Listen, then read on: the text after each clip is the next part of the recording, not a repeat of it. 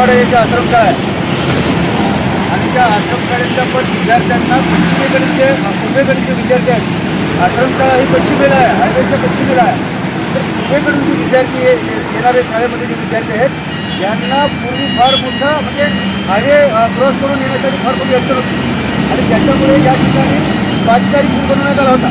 ग्रामस्थांना सुद्धा पश्चिमेकडे यायचे असेल तर हा पादचारी पुलाचा उपयोग होत होता. विद्यार्थ्यांना या आश्रमशाळेमध्ये येण्यासाठी या पादचारी पुलाचा उपयोग होत होता.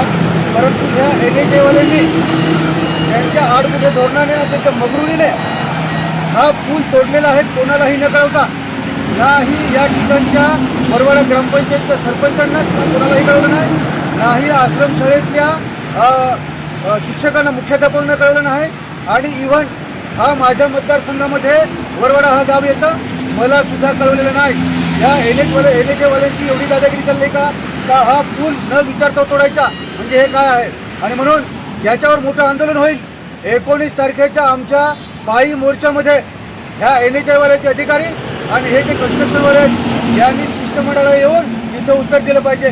किती दिवसात हा पुन्हा पादचारी पूल बनवता काय ते येणाऱ्या दिवसामध्ये या केवळ या पादचारी पुलामुळे मोठं आंदोलन हे ह्याच ठिकाणी घेतलं जाईल असं मी या भागाचा आमदार म्हणून या ठिकाणी बोलतो.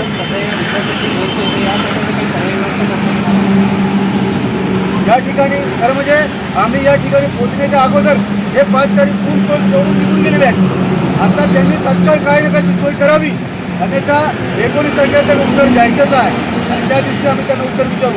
मग तुम्ही कोणाला हे कळवता कसं काय तोडला. मात्र हा महामार्ग काही काळ रोखून धरण्यात आला तर यावर तुम्ही काही कारवाई करा. या ठिकाणी पोलीस प्रशासन सुद्धा होतं. आम्ही त्यांनाही जबाब विचारणार आहोत. जर तुम्हाला हे नोकरीच्या किती होती तर मग या वरवाडा ग्रामपंचायतचे सरपंच एक लोकप्रतिनिधी आहेत, या भागाचा आमदार म्हणून मी सुद्धा लोकप्रतिनिधी आहे, मग आम्हाला कळवलं का नाही हे आम्ही जबाबदारी आम्ही त्यांना विचारू.